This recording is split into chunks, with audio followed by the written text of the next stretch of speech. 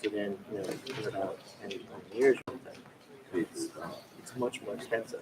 So Disney is facing this decision eventually, where Disney would say, okay, we want to keep, say, the trademark name that we have if it's going to cost us $1 billion. Well, that's something like the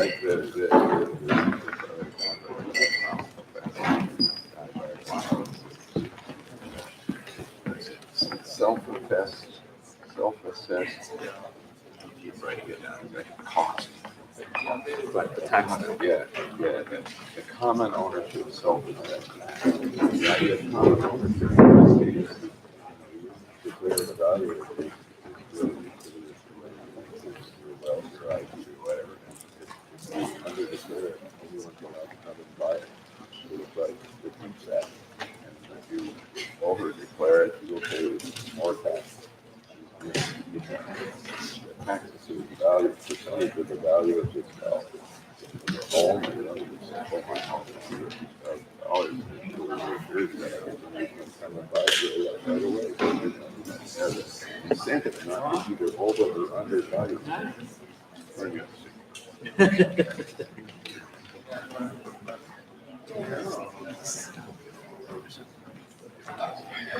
So yeah, later on I'd like to ask you more practical questions about the crowdfunding your own business. Yeah, so my answer to you would be that I was very fortunate in my career. When I started doing what I did, I was one of the only Jersey. Yeah, I've been following you for a while. So if you need help with disability, and it's only took a full year, at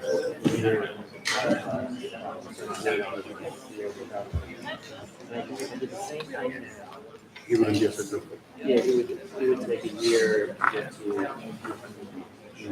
so it's harder now. I would say it's but I think that it's that much harder to really get noticed and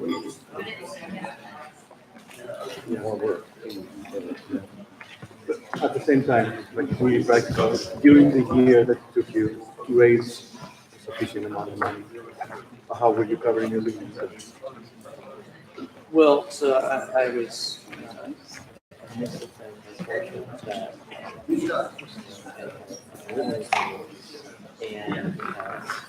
and I really needed so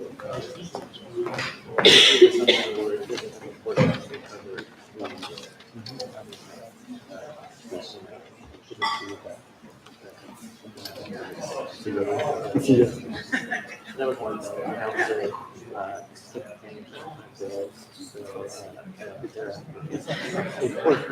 Okay. But like, position, as I say, I don't care. What's the worst thing to do? That's the worst thing that can happen. The other thing is that I wanted to get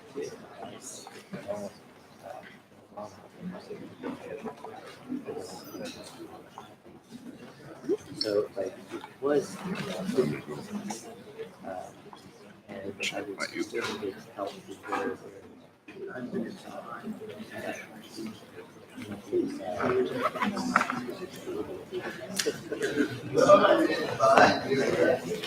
because I wish everybody would that. Hello, welcome back. Just first, I would just like to remind you that tomorrow's concluding remarks partly depend on your participation. So if you have a pen and a piece of paper, please write down if you have any thoughts on basic income or this conference, and just place that piece of paper in this box. Thank you. I think we're going to feel kind of it will help us have a specific purpose and just writing about what is now Because there are also grants around. Yes, welcome to the fourth and last plenary session for today. named Democracy in Crisis. The panel will be chaired by Professor of Economics, Guy Standing. Guy Standing is a co-founder of BN, the Basic Income Earth Network, and honorary co-president currently. And he has also written several books on the topic and other topics, and they are actually for sale, some of them on discount. So you'll find them downstairs in our book stands. Yes, the floor is yours, Guy.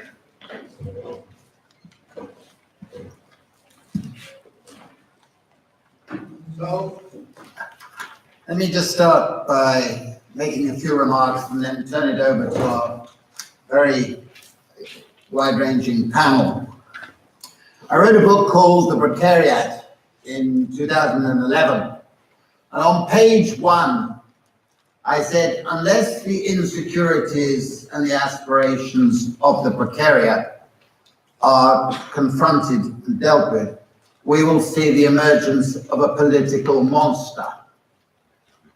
And you will not be surprised that in November 2016, I received emails from all over the world saying your monster has arrived. And I think there's a lot of truth in that. After I wrote the book, I talked about revolt and how the precariat was going to be participating in different types of revolt. And I got invited to many Occupy movements, various places, to give speeches on basic income and the precariat and so on. And I'll always remember that there was a mixture.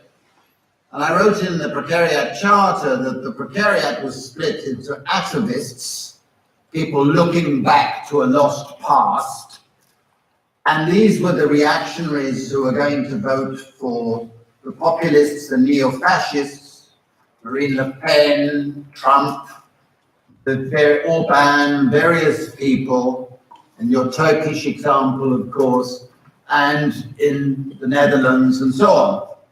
And then there was the other parts, what I call the nostalgic, the migrants. Millions of people who are migrants, who politically are pushed out of democracy, they're denizens. And then there are the progressives, and I felt that the progressives would move to support a basic income because they are looking for a revival of the capacity to work that I was talking about earlier. And they care about the environment, they care about society, they care about the community, they care about the commons, which we'll talk about tomorrow. And I still think that the progressive part of the precariat is our natural constituency, our natural base. But no radical new politics emerges without some form of class alliance, where different factions of different classes come together with a new rhetoric, a new sense of change. And I think our panel is going to be representing some of the tensions between the old democratic institutions, in particular the dying of social democracy and the dying of Christian democracy, with the new precariats and other movements. And I still think we're in a transition period where many of the new movements like Podemos or Movimento 5 Stelle are essentially muddled, populist, but are breaking the mold. And that we shouldn't be too critical of some of the false steps that they're all making. But I think all of these movements give us an opportunity for inserting a narrative that's got basic income in it. And in particular, of course, at the moment, we've all got in our minds the Gilets jaunes in France, and I'm very pleased to notice that our panel begins with several presentations of the Gilets jaunes perspective. I'm sure that's going to be very interesting. So I'm going to start with Nicole, who's going to lead the way on that discussion. Hello everyone, can you hear me? Hi. Thank you for the invitation. I'm very happy to be here and to be able to speak about these two fascinating subjects that are the yellow vest and basic income. Okay, the PowerPoint is arriving. But maybe as an introduction, I would also like to highlight that today I'm going to speak in my very personal perspective. So I want to say that I speak as a woman who lives in Paris, I would say maybe middle class, who has no car, which is important in the context of the yellow vest, who is also very much involved in the civil society organizations, as a feminist, as an ecologist, and as an advocate for basic income. So, let's continue anyway. I don't know how the PowerPoint works, but I see it in my computer, and you're going to see it at some point. So what's the Yellow Vest movement? This movement that was launched in France, maybe you've heard about it already, but to give you maybe a small presentation, it was a movement, a social movement that appeared in October 2018 in reaction to the government's announcements to raise the fuel tax for ecological reasons. And then the movement spread itself all over France, and so the people started to get together in the roundabouts of the small towns up to the main avenue of the Champs-Élysées in France, where they now gather every Saturday. So this movement, who are the Yellow Vests? According to some studies, we don't really know who the Yellow Vests are, because there has been some polls and studies done up to now, but it's the people who go to the Yellow Vests are very diverse, but we can still have some information about them. Thank you. So what we know about the majority of the Yellow Vests that go to Paris every Saturday is that these people are what Guy Standing would say the members of the precariat. These are people who work and who can't manage to get a living out of their work, out of their labor. These are also people living in small cities mainly, who can go to work without a car, which is very important because in these places that are in the suburbs or in the countryside, the public transportation is not enough, so you need a car to go to work. So that's why the raise of the fuel tax is so important. These are people, so as I said, who work and who can pay their bills at the end of the month, and more widely, who are also now fed up with the institutional violence from the part of the state that has been stigmatizing them over the years. And this disdain from the part of the current government is actually very tangible, and you can see it especially from the part of the President Emmanuel Macron, who's been saying little sentences since he's been elected, like you only need to cross the street to find a job, and also sentences like you need to responsibilize the poor, or social aid costs hell of a lot of money, à pognon de dingue, as they say in French. So it's easy to understand that the fuel price was actually only the final straw that triggered the Yellow Vest movement. And now the claims are very much wider.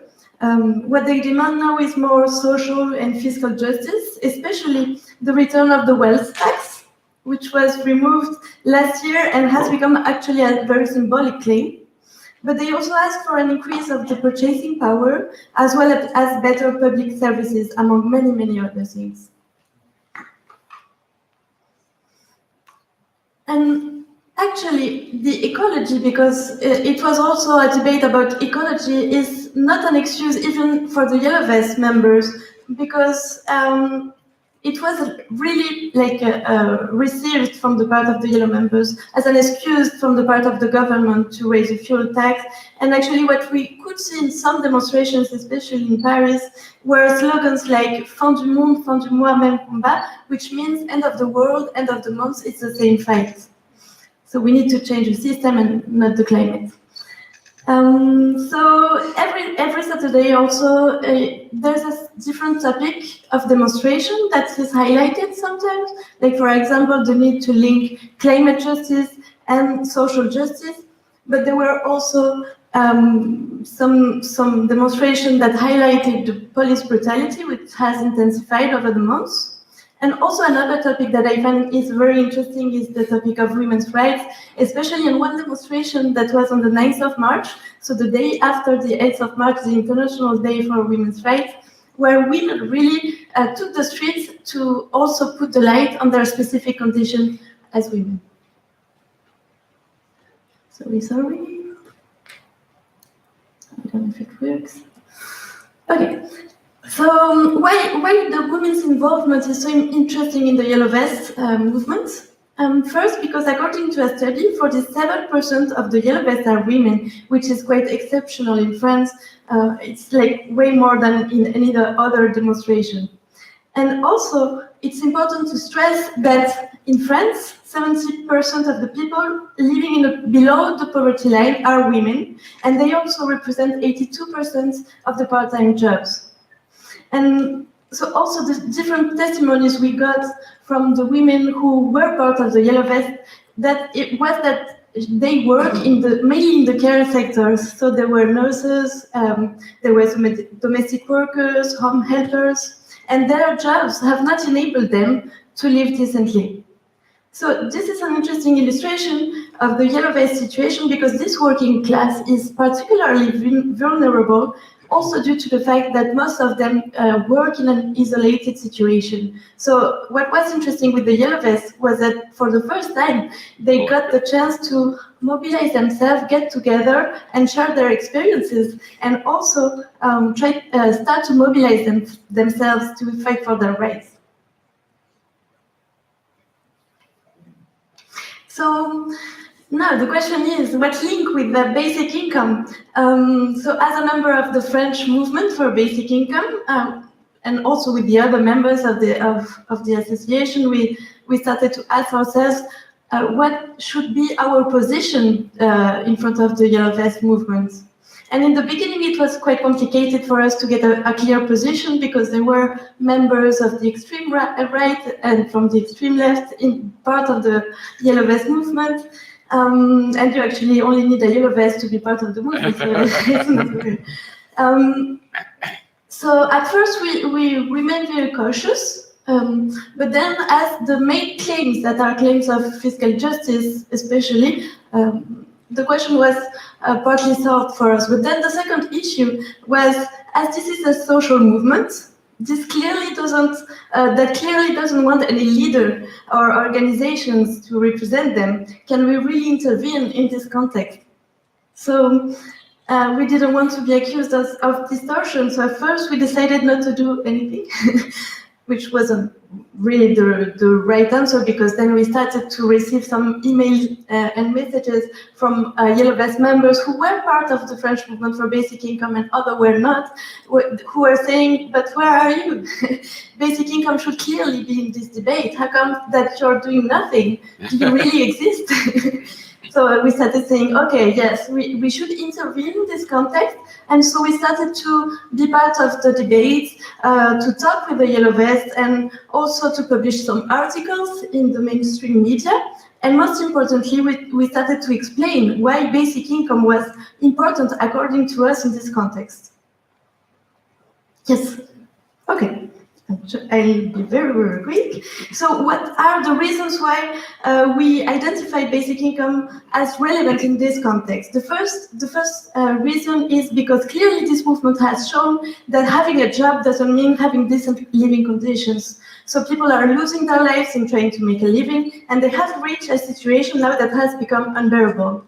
The second reason is also that the unemployed is getting, the situation of the unemployed people is getting harder and harder. They have been stigmatized over the years by the politicians, and so the measures now to control and punish them are harder and harder. And then one of the main reasons we see basic income as an answer is because we think that it would be a good answer to combine social and fiscal and climate justice. And then the last slide. So, what now? Big question. I would like to conclude maybe, because there's a lot of topic and maybe we'll be able to talk about it in the questions, but during the Yellow Vest movements, the government decided to launch a national debate. So there were debates all over France saying what should we do and what are the solutions. And so you can see here, or maybe you can see really, but it's in French, so you can just trust me, what were the main topics of discussion during this debate. And the main topics of discussion are clearly fiscal justice, fighting tax havens, raising the purchasing power. But then you can see there, at the bottom, there's a small circle green that seems to be growing, and that's basic income.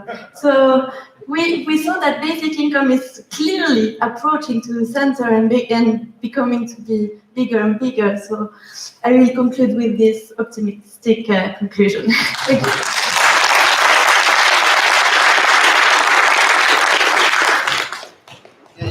We'll move straight on to Romain.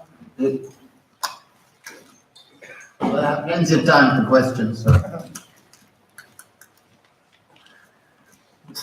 Can you hear me? Yeah. Since this morning, we've heard a lot of things about universal basic income. We've heard all the problems it could solve. But I will talk about universal basic income. I will talk about trust. Trust to me is everything. Trust is really important in your love life. Trust is really important with your business partners, but also in the human society. And I think that trust is a big issue now in France and the Yellow Vest movement. According to you, quick poll, what is the percentage of French people, not Yellow Vest, French people trusting the political parties? What would you say? 50%? 20%? 2%? Yeah, you're close. Between 3 and 9%. Almost nothing. Why so? Of course, there have been dissections after dissections and kept promises one after another. But I would like to highlight first 2 points.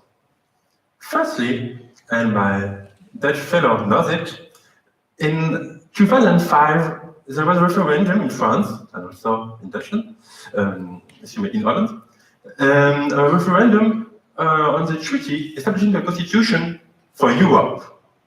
French people said no, voted no to this referendum. We don't want this treaty. 2 years later, what happened? The parliament voted it. It was a big fracture, a big shame for the French people. The second point I want to highlight is, maybe you know that, we have a new president, Mr. Macron. And he's kind of a provocative character. Nicole talked about the sentence he said. He's also stated that some people are nothing. Or now, during demonstrations, who was the first that get arrested? The paramedics, the first aid benevolent. So they can't help the wounded demonstrators. That's a provocation. This is about Mr. Macron, but not only about Mr. Macron. This idea of mistrust, of despise from the so-called political or even media elite, it's a long story. It goes a long way back. There is an 18th century sentence, really famous in France, saying, yeah, people voted for me to represent my views, not their views. It's a really good sum up of the French state of mind. So there is this mistrust, and French people can see it. They can see it in the laws that are adopted. For instance, 2 weeks ago, there was a privatization. Privatization of what? Of the lottery. What brings more money to a country than the lottery? They see it also in their everyday life. One of the big pride of French people was the public services. The public services are crawling down. And at that point, Mr. Standing was right. They are looking at a brighter past.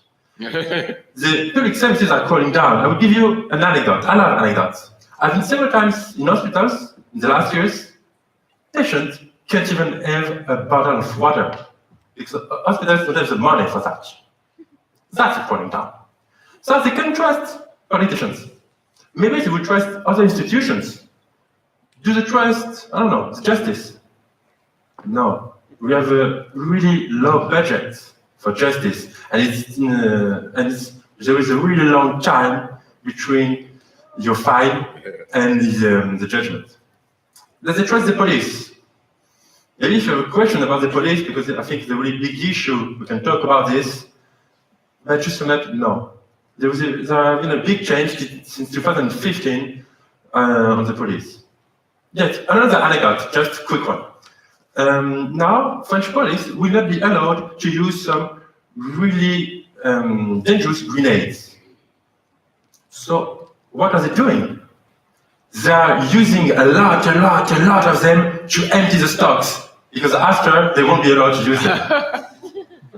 That's the way of thinking. But if you want, later we can talk about the French police. Do they trust the mass media? No, they don't. They are owned by 10 or so millionaires or billionaires, and French people really don't trust them. Well, what did I miss? The army. Yeah.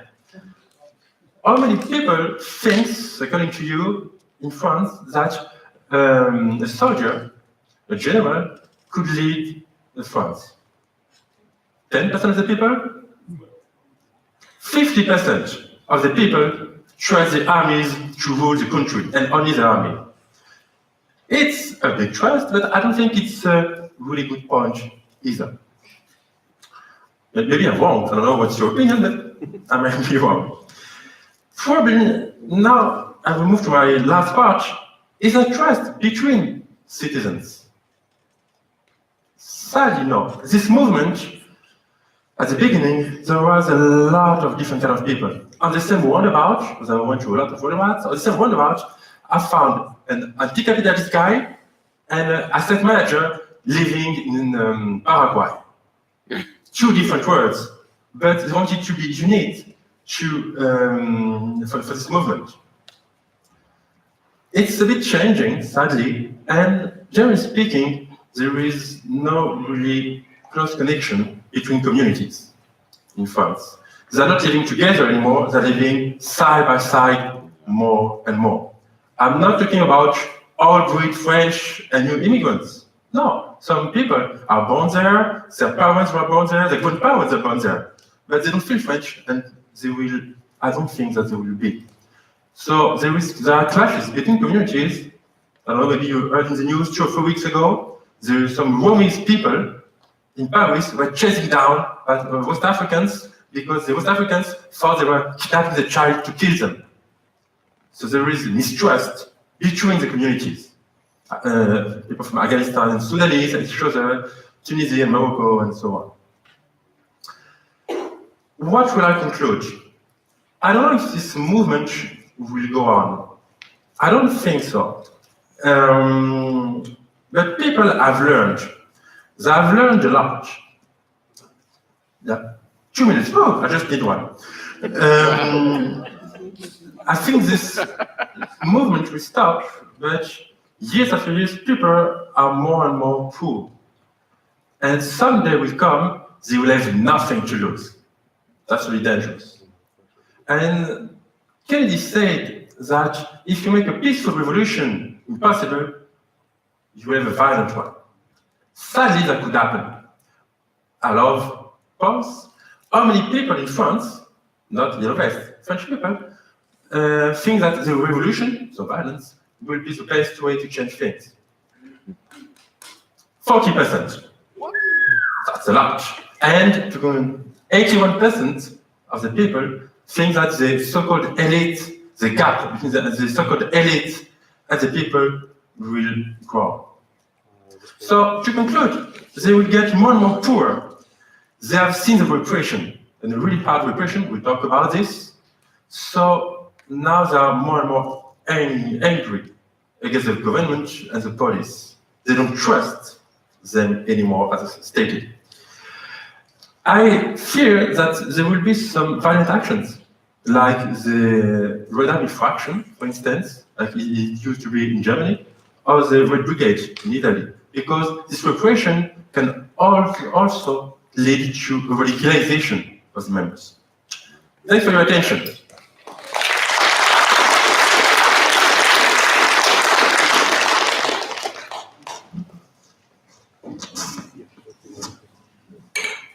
Hello. You hear me? So, good morning and good afternoon. I'm from Norway. I'm trying to take you into a little journey around this with road tolls. Everybody got an opinion about road tolls. But before I start, I would like to thank for the invitation, and we are happy to be here.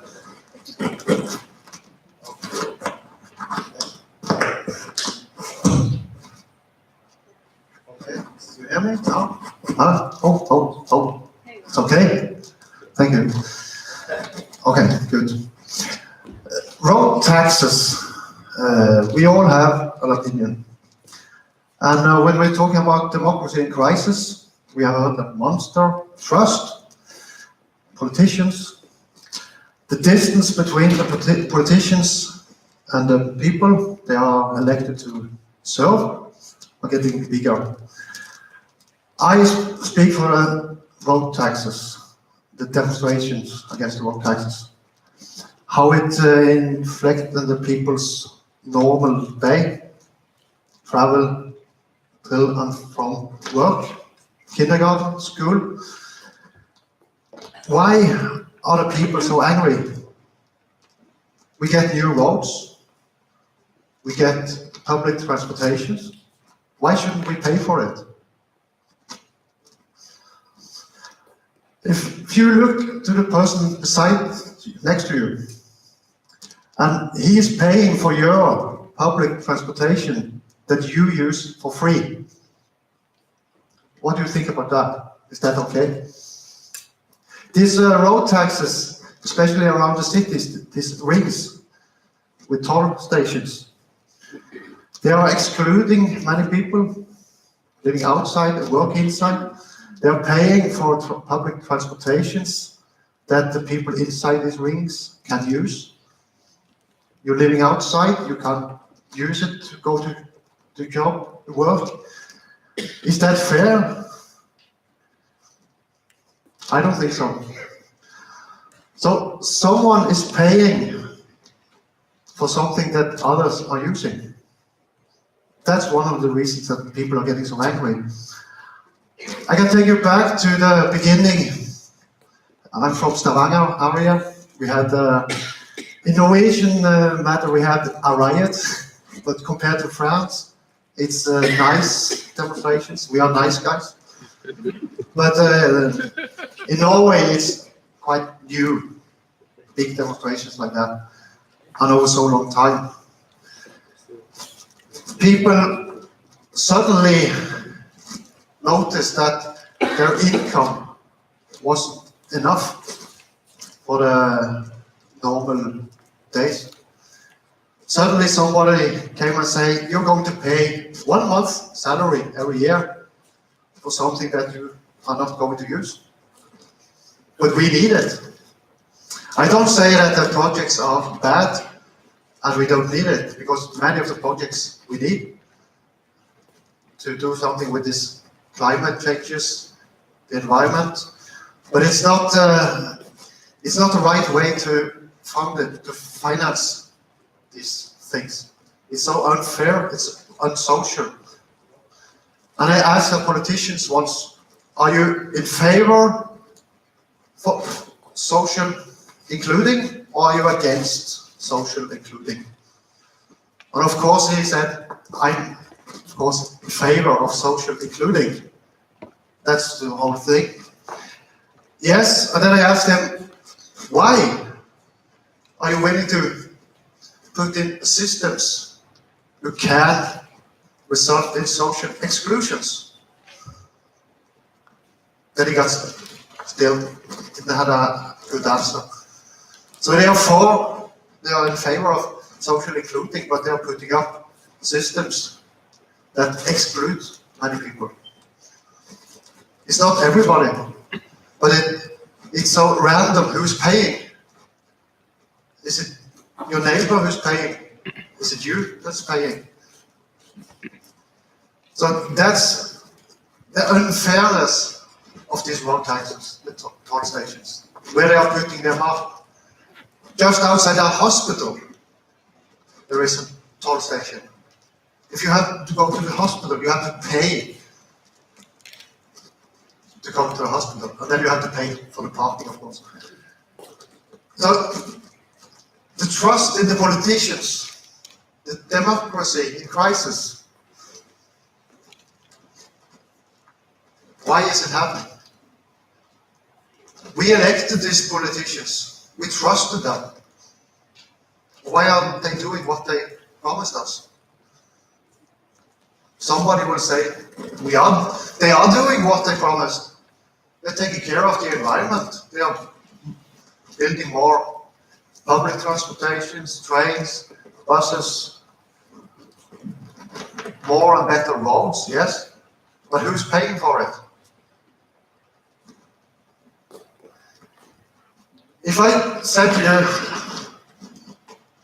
1 month's salary every year, that's in Norway we have feriepenger. We get paid for the month we have holiday. If I came and took that away from you, would you be mad? No? You can afford it. A single mother looking forward to their summer holiday, to take the kids somewhere you normally do. But this year they can't, because she's paying to go to work every day, because she can't use the public transportation. The public transportations are built up in the cities, not outside the cities. I'm from a little place outside a big city, but I can't use the bus to go to work. I have to use the car. And I have to pay for all the citizens that are using this public transportation. I don't think that's fair. That's like you're paying for the dinner for your neighbor. He's going on a restaurant and you pay the bill. And at the end, I would like to, many of you have heard about knock and knock, Norwegian demonstration. Everybody using knock and knock. Everywhere. Untitled Norge, my organization, was born, so the daylight, in the middle of these demonstrations on the west coast around Stavanger, because we saw that we needed a platform where we can speak with the politicians. We are serious organizations. They are listening to us. We can speak with them. We can speak with the demonstrants. Because the politicians, my experience is that they won't listen if you shout. If you go out with banners, Yellow West, they won't listen. They hear you, yes, of course, they hear people screaming out. But they are right. The politicians know the best for us. And we have a platform where we listen to the people, we bring it on to the politicians and the way back. So we operate as a platform that we go both ways. And now on Monday we are meeting with the Department of Transportation in Norway to discuss the people's demands or issues, problems with the department. And we bring it back to the people afterwards.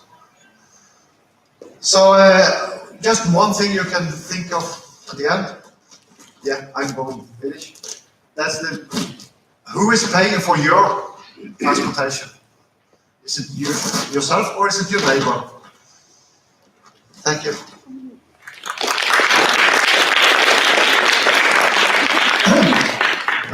Our next speaker is a Dutch mayor, but I'm not going to try to say the town that he will tell us because it's unpronounceable to most human beings. But he will tell us. Well, I think in Wales there are even more difficult names. I'm mayor of the city of Heerhugowaard.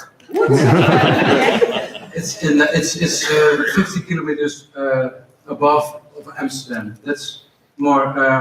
That says more to you, I think. I will have my introduction in 4 parts. I would introduce myself. I did already a bit.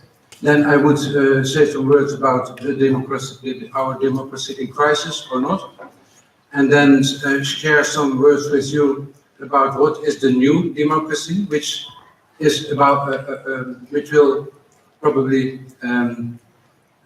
come towards us. And then at the end, I would say some words about how in the Netherlands we work towards that new democracy. Well, first, my name is Bert Blaase. I'm introduced as mayor.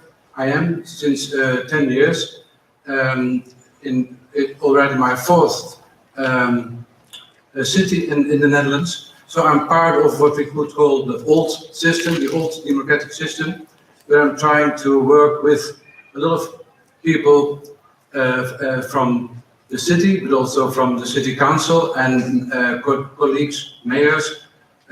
We're trying to work in the transition towards new democracy.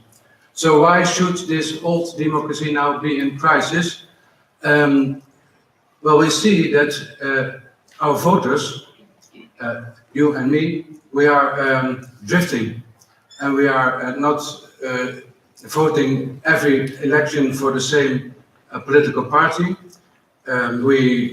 Sometimes we even don't vote, or we vote extreme because out of a feeling of protest, or we vote not with full-heartedly on a political party, and it's all to do with the fact that, well, we have 100 years or more even with education, with emancipation. We have a digital revolution which gives us all information real time, on the spot, whenever we want to. But the democratic system, especially the representative democratic system, does not really fit with our mindsets. It's a system of, well, the past, how do you call it, the past century, but we are in a new century. And this mismatch, well, we're going to feel it. And I think you also said the gap between what you call the elite and the people is felt to be larger. And this mismatch has also to do with that we have to vote our representatives for a whole package instead of the subjects that, well, we really are interested in. And for, like, say, climate, we want to vote left or right wing. And for another subject, we would vote, well, just the other way around. But because we have to vote for the whole package, well, it doesn't fit our way of living at these days. So the representative democracy it's well, how do you call it? Well, there's a mismatch. Okay, and what we're trying to do is to think what is this new democracy which would make an end to this mismatch, what comes when the political parties diminish and they become less interested for the voters. What comes instead? Well, this democracy which is common to us has some main characteristics. It's not a top-down democracy, it's a bottom-up democracy. Let's say the people's movement is leading and following in this democracy.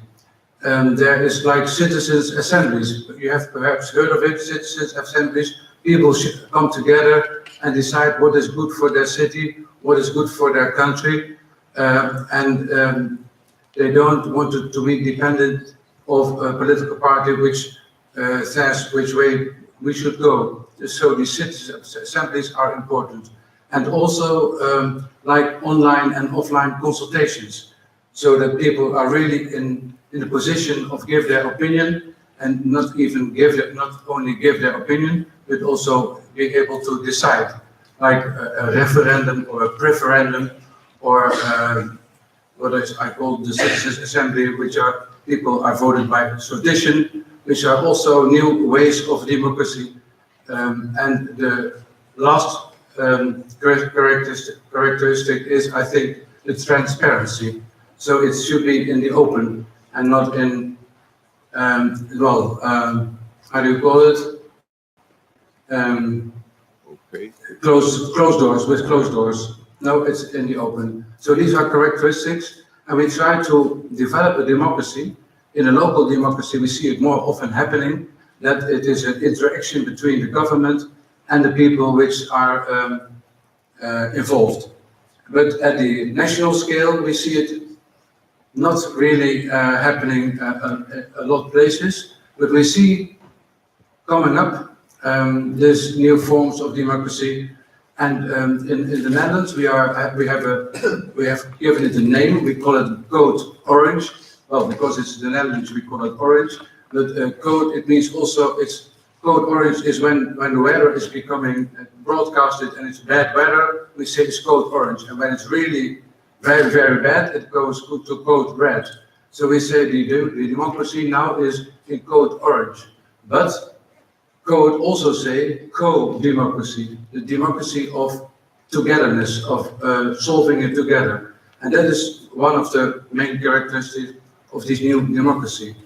We have in the Netherlands give this movement try to give it a place in Parliament, and one of the 100 Netherlands is now voting for this new movement, which is rather a lot, because people vote for something they do not already know, because it's new.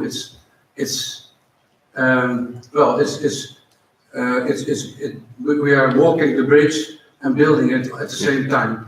And it's not easy to imagine what we vote for when we vote for a new democracy, but still one on 100 people vote for that. So there's quite a movement which goes through all Europe, especially through the northwest of Europe, and I hope you will join this movement. Thank you.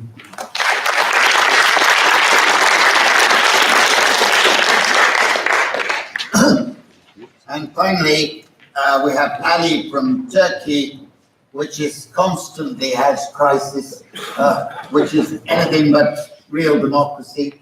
And just after the recent elections, maybe that has changed. So I'd be very interested to hear his perspective. We should discuss during dinner time. Oops.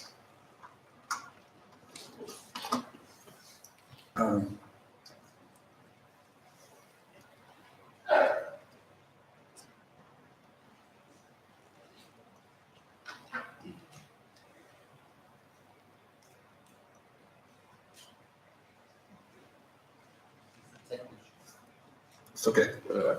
Yeah. Thank you very much, Guy. Good afternoon, ladies and gentlemen. My name is Ali Mutlu. I am representing Civil Basic Income Turkey. First of all, I would like to thank UBI Norway and the Norwegian Civil Society for the successful organization and their kind hospitality. The title of my presentation is Universal Basic Income and Democracy Practice. Maybe I will somehow differ from your presentations, but we are at the same panel, so I have to continue. At the beginning, I will try to remind few public information, which you may know, and then we'll finalize with some of our thoughts regarding UBI and democracy practice.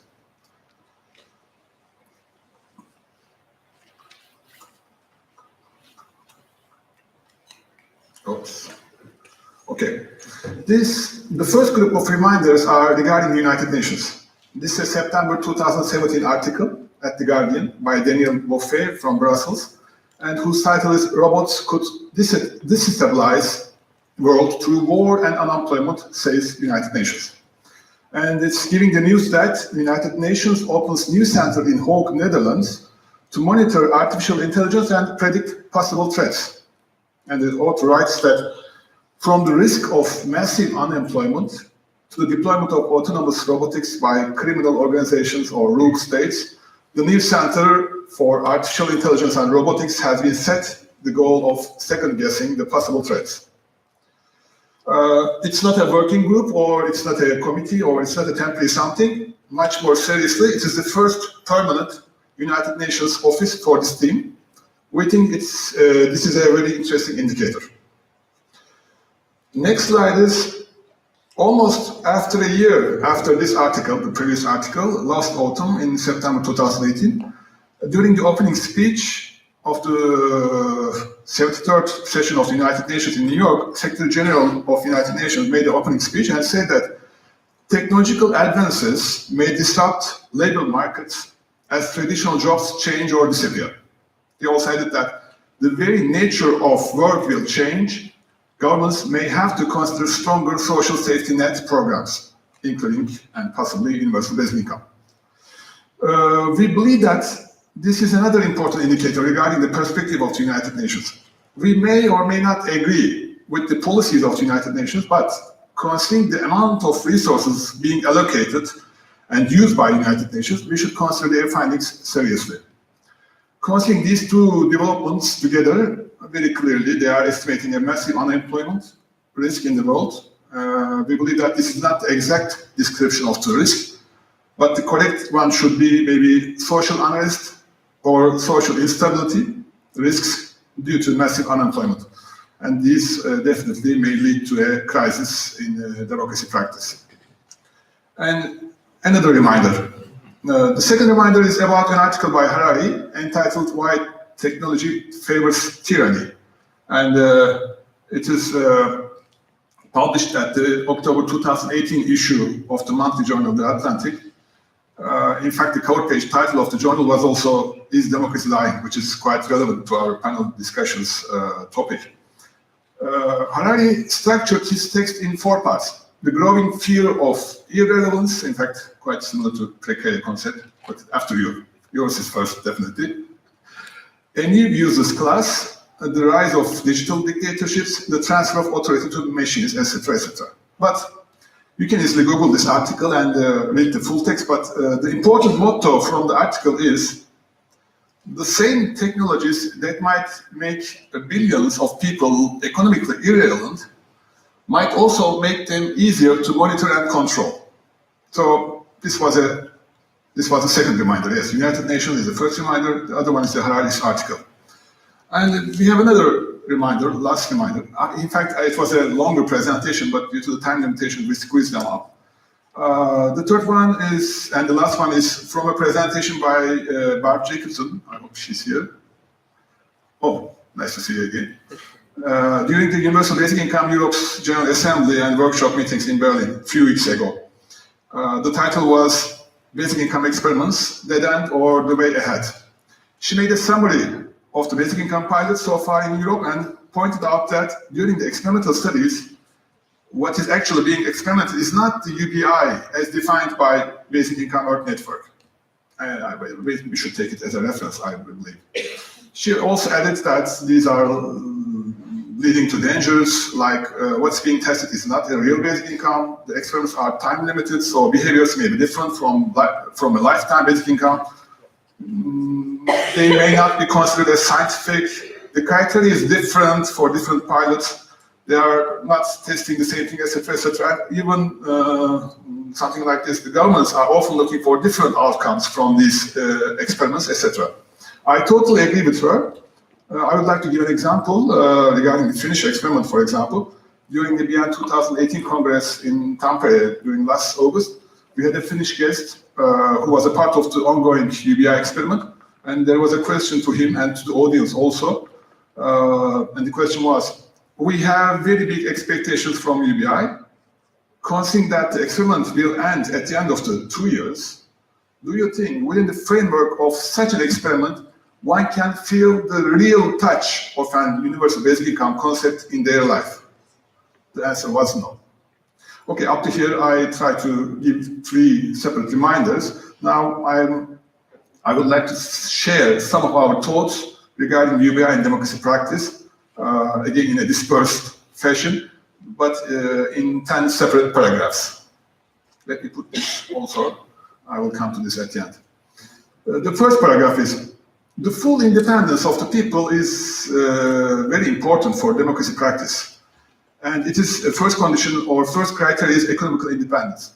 In societies where economical independency of its members do not exist, democracy may, in fact, will definitely lead to unhealthy results for the society. Therefore, considering the massive unemployment risks in the close future, UBI may have a quite crucial role for a healthy democracy practice. The second paragraph is, in addition, especially with today's technologies, tracking and recording of political choice of a person or a group of people is becoming very, very easy. If the society can't provide necessary resources to its members to survive with dignity, in other words, provide a reliable income floor, their arms might be twisted and they may not be successful to reflect their free will to their political choices, namely to their votes. And this is another danger for democracy, and UBI may secure people to reflect their free will to their political choices. Third one is about cross-border effects are very important. Regarding UBI related efforts. A referendum or an experimental study or a pilot or a campaign somewhere around the world is being watched by all people of the world. Therefore, we have to be very careful and sensitive regarding the success of such attempts, and all the UBI advocates should be acting in solidarity. In fact, tomorrow in one of the sessions, we will try to propose something related to this saying. The fourth paragraph is, we are encountering and coming across with different versions of universal basic income, campaigns, experimental studies, or pilots, and most of the time these are degenerating the universal basic income concept. We believe, I think this is the most important part of our presentation, unconditional and vital mission of all basic income advocates should be to protect the character and soul of universal basic income. We believe this is very, very important because this degeneration, we don't know where it may take to us. The fifth paragraph is, some people consider universal basic income as a populist policy in negative sense. In fact, definitely it isn't. So UBI should be very carefully launched as a repellent agent to negative populist policies. Sixth one is, we have to be very, very careful regarding the universality of the basic income models. If the universality character is not protected and some kind of social policies are adapted for some category of people, then it may turn into a political bribery. I'm sorry.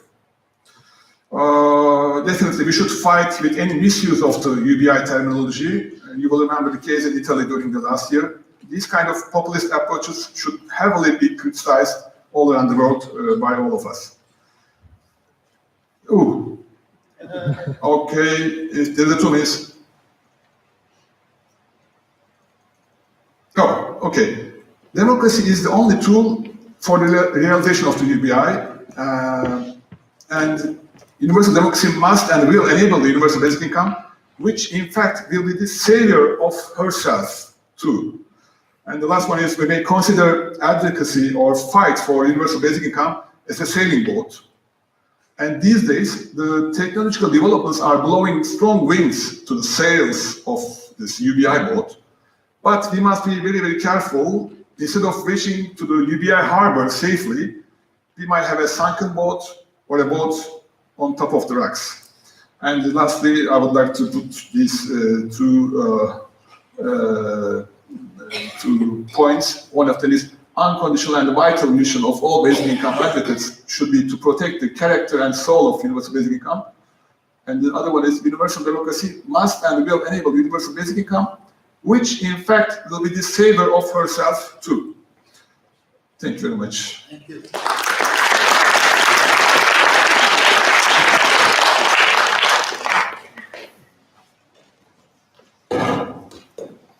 I think we've got 2 themes that I'm going to ask the panel to respond to. One is what Ali has just raised, which is that, are we going to make progress politically in democracies by going partial way, or is that going to lead to a cul-de-sac where we don't make political progress?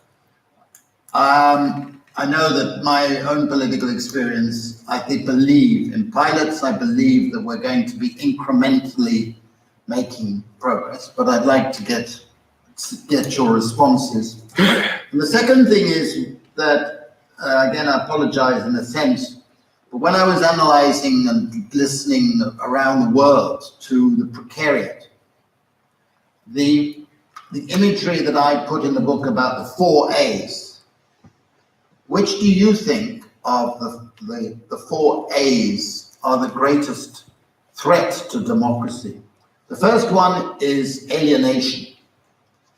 Alienation where millions of people feel they have to do a lot of things they don't want to do.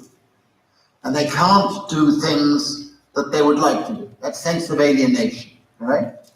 The second A is anomie, Durkheimian anomie, a sense of despair where you feel you're not going to be able to improve, you're not going to be able to have social mobility, and that's frustration and so on. The third is anxiety, the sense of insecurity, uncertainty, a feeling that the system doesn't allow for security. And the fourth is this sense of anger.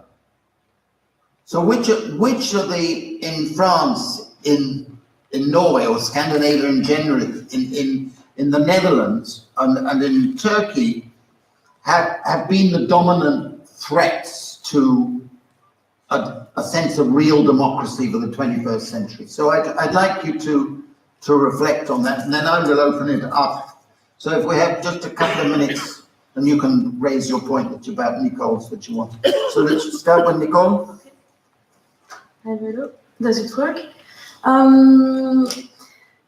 Well, I don't know personally what would be like the most important fact, and I don't like to prioritize, but I would say that in the French context, maybe it all started with the alienation factor, the fact that people have to go to work to make a living, but then they realize that it is not enough, and so it's also linked with the feeling of desperation at that point, because the media and the politics, they say that you need to work to have a decent life, but then when you're working it doesn't work, and so what now? And I would say that in the yellow vest context, that's precisely the problem.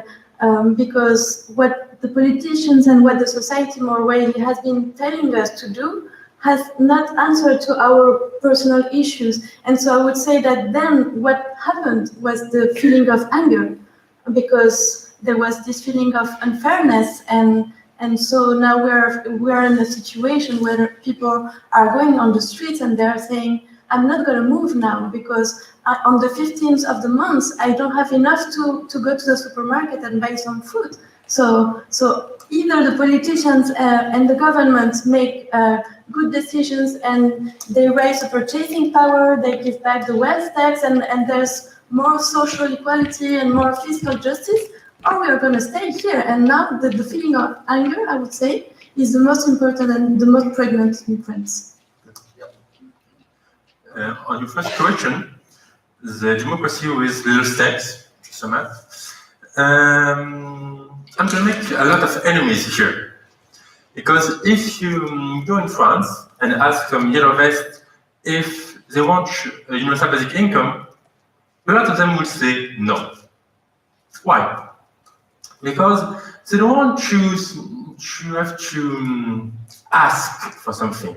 They want to ask for, I don't want to have to ask to the government for 1,000 euros.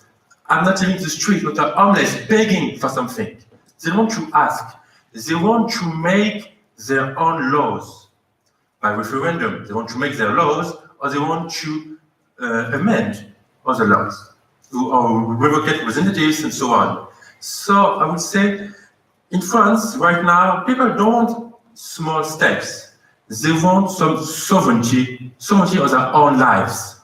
So I don't think that this small step policy is now the current trend in France. Which is, if you want to know, this ID is called in France RIC, in English, CIR, Citizens Initiative Referendum. And the second point I will differ from Nicole. I wouldn't say alienation.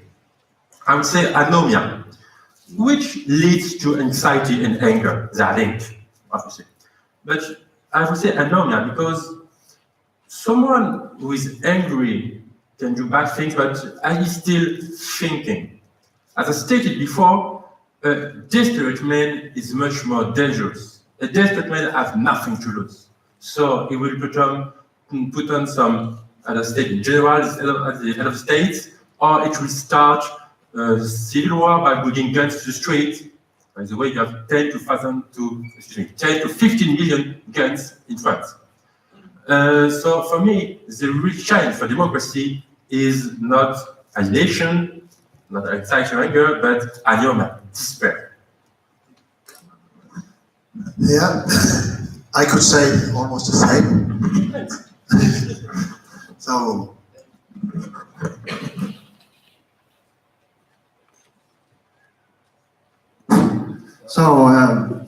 Like Nicole Omen said, but I would make a point that anxiety and anger, because the Norwegians are starting to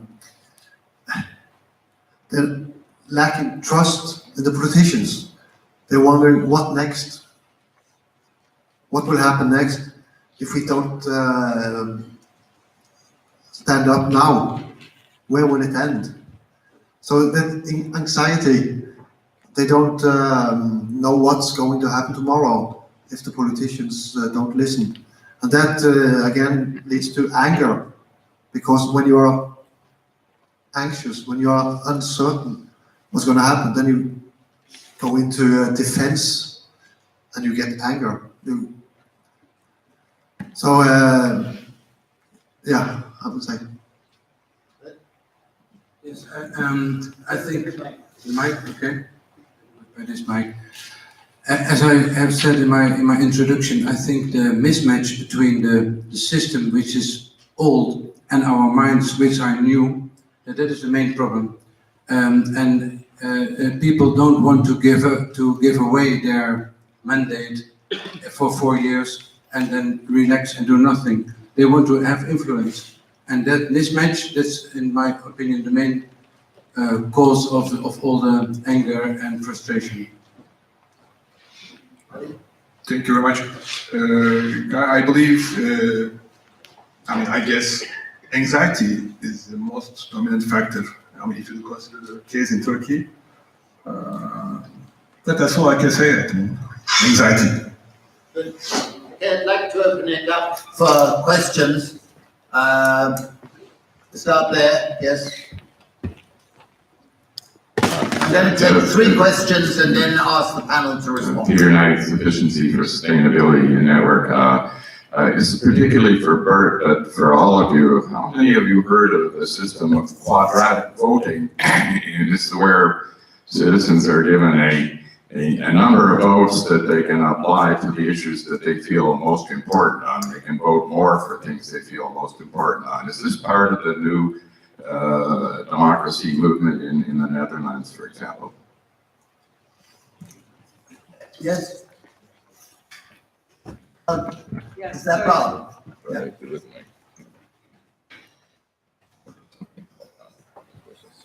Yeah, I just wanted to, well, a couple things, but first is just to quickly clarify that I'm not against doing pilots of basic income, all right? It was more just sort of the dangers and the factors that we have to think about.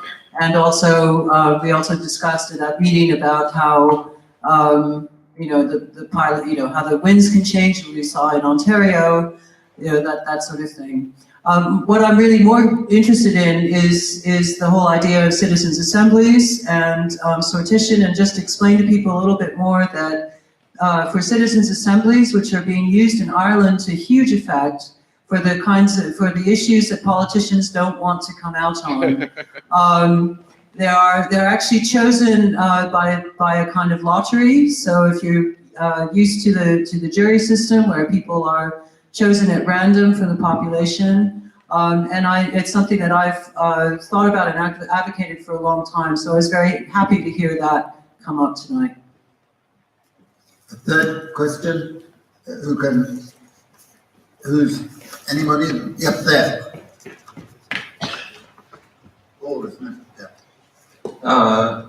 Love the 4As, but I'd say that they're symptoms, so I'd like to lob a French police grenade into the into the discussion. What about the causes? Democracy in crisis. I suggested B. The billionaires who've bought politics for decades and decades and decades. Dark money. Dark money indeed. Okay. All right, so which of you would like to respond to those questions? Quadratic, Citizens Assembly, Yeah. Perhaps I could, the plutocracy. I could begin because you mentioned me. I would say a big yes to your suggestion, and it's part of a new democracy. And also the thoughtition which you pointed, and in regard to that, I think we should more experiment with both your suggestion as yours to gain experience and to learn, rethink the democracy. And in Holland, this is your next question, there are a lot of cities who want to experiment with the basic income. And I would say, let's do it. And let's not wait until the whole country begins, but let's, step by step, every city that wants to, do it. Roma? Can you take that? Yeah. I don't know if I have a quick answer for the billionaires comment. However, there is of course this problem, but I think that there is another problem. The revolving door system, which means that some public officers, after their mandate, or the judges, go to the private sector to earn a lot and then come back in public services. I think it's a link for these billionaires to put some pressure on government officials. And this is my answer. Anyone else? Okay, let's have another round. Any other questions? I have one that I'd like to ask, but I don't want it to be taken priority. Yeah. One thing that might be far away is, of course, changing the political systems. But what about making a system that is so good that we could vote in random people and it would function? That would make it hard for the lobbying people harder to find their targets, the one they want to change the minds of. And of course, these people might be harder to buy. So how about changing the political system? But again, money has made more poor people than it has made rich people. Let's change that. I think there's a big risk in your idea. Supposing that lottery system came up with the name Donald Trump, I don't think we'd like it, or Nigel Farage. I think I would hope that we could arrange something better. The question I would like to put to the panel is this. There have been experiments done by psychologists where they gave options to a large group of people about a system of justice. And usually in those tests, people are asked to write down what they support as a principle of justice. And then they put that aside and they subject the group to a period of discussion, deliberation, where they deliberate. And those experiments showed that the process of deliberation led to a big increase in the percentage who concluded that the best system was having a basic income as a floor. So it went up from slight majorities to 80% after a deliberative democracy. And I found that I live in Switzerland, where we have cantonal referenda a lot. So there's a lot of that deliberative thing. Do you think there is scope in your different countries for an improvement in deliberative democracy? Sorry? Third question. Yeah, the third question. So I see, where is the third? Sorry. Yeah, this question is to anybody, any of the panelists, particularly the chair. Guy, you've been talking about the plutocrats controlling. This goes beyond the state. And so far we have been talking only about the politicians, but then beyond politicians, you have the plutocrats actually controlling the system. That is one aspect. The other aspect is the modern technological revolution, the new technologies, the internet, the connectivity that we have across the country, across the globe. What kind of new democratic possibilities that opens up to people to have a voice? Well, who's going to start? Nariman? Yeah. Thank you. First, I would say, for this comment of understanding, there will be a need of freedom of speech, and there is no freedom of speech nowadays in France. I don't know for Norway, you will tell me, and generally speaking, in a lot of Western countries, there is always what is called in English the Taina ID. There is no alternative. Politicians always use this trick to do some censorship over the freedom of speech. They always say there is no alternative. For the system in Switzerland, I don't think it will happen in another country, because for a really, really easy reason, people who get the power don't want to let it to other people. It's easy. And just another thing, I don't remember who it was who was talking about a system of voting, which is the best way, the worst way, etc. You should look for Voxcracy in France, which is a startup which is doing exactly this.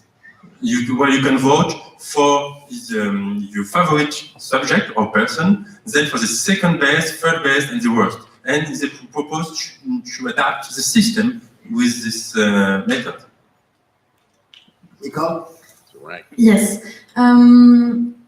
Yeah, I would like to answer to this question about the deliberative democracy, because I think that basic income is actually a good example in this case, and especially in the context of the yellow vest in France.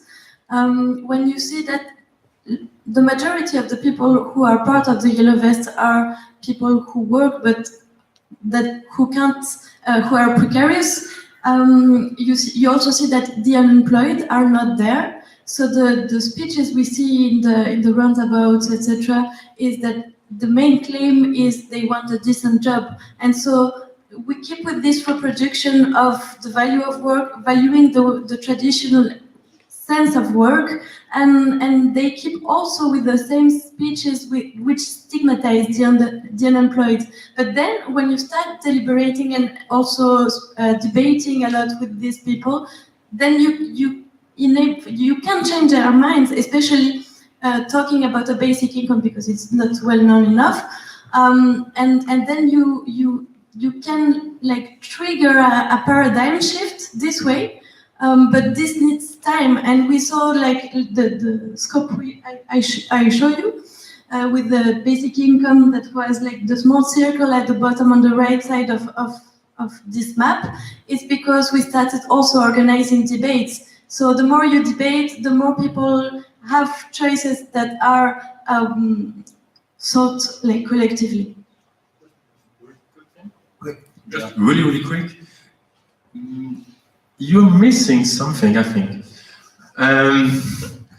People love to have leaders. They love to follow, like in a cult. It's a bit the same way in politics. So they want to be led sometimes by someone. They want someone to trust.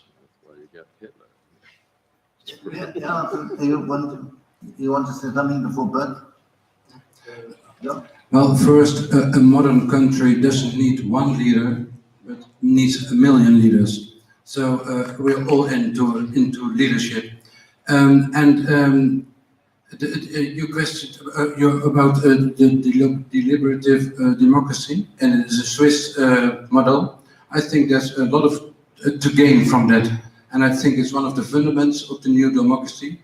And also, regarding to you, sir, it diminishes the influence of lobby, because about money, I learned once that money is like cow shit. When you spread it, it's a blessing, but when you concentrate it, it stinks.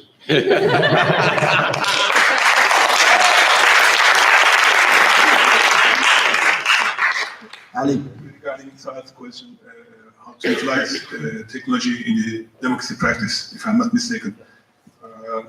I think liquid democracy might be an interesting solution. I mean, considering if it is merged with the blockchain approach, this kind of discussions are ongoing in Turkey too. I mean, we are receiving some briefings, but at the moment, definitely they require some legal infrastructure.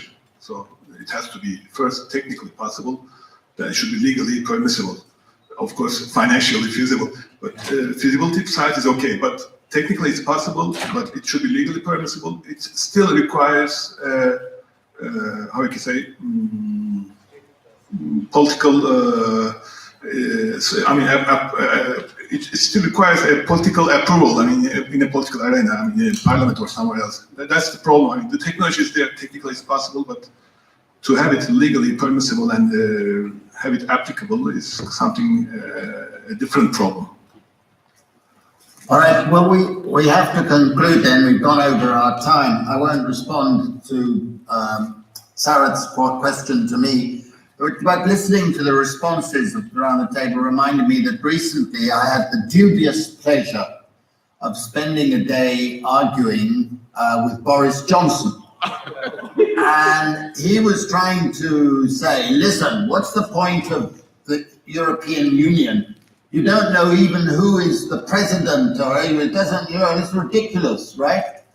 And I said, well, Boris, I live in a country where I honestly can say that most of us in Switzerland do not know who the president is today, because it's a revolving person and it's constantly changing. I'm sure Enno does, but most of us, I often ask in the auberge, who is the president at the moment? And they all look and say, we don't know. And it's a perfectly functioning system, and I think there's a lot of virtue in that. So I really think that there are lessons to be learned from some of the experiments. But clearly, democracy is in a crisis. We can all agree on that. And insecurities and inequalities are contributing to that. And the dangers of populism, the dangers of neo-fascism are so real that I think we are in a very interesting position where a lot of people who would not normally be our allies politically, and I've been invited to Davos and speak, but those corporate people are now saying basic income is needed because they are worried that democracy is collapsing because there's not enough legitimacy there. So I think this panel, whoever decided on this panel is well chosen, and it gives us an extra dimension in our argumentation. So I'd like to end by thanking our panel, because I thought that every contribution was very good. So thank you very much.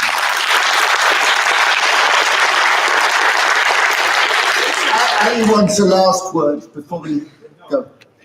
I would like to say something. In the business arena, you heard about the winner takes all. That concept is also coming into picture in the political arena too, and I believe it's very, very dangerous.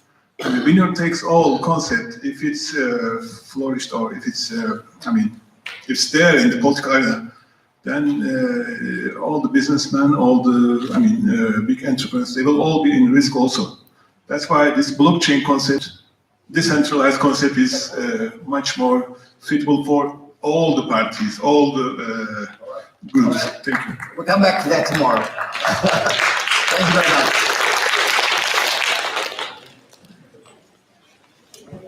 Thank you to the panel. For those of you who are now going to dinner, that will be served in 15 minutes now. There's going to be a half-an-hour break. Now it's a 15-minute break. And we hope to see as many of you as possible tomorrow morning at 10 in our opening session tomorrow, the 5th session, negotiating UBI in the Nordic countries. And it will be an English session as well.